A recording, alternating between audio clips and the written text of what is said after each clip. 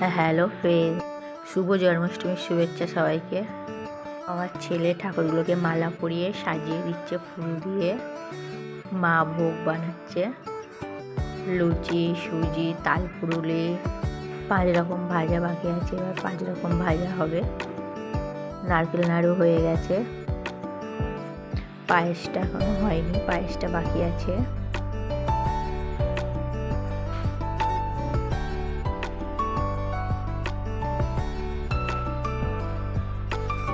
পায়েসটা এবার হয়ে এসছে। ছোট্ট গোপু সোনা ভোগ রান্না কমপ্লিট। মার ফল কাটা হয়ে গেছে, ঠাকুরের বাটাতে এবার সাজিয়ে দিচ্ছে।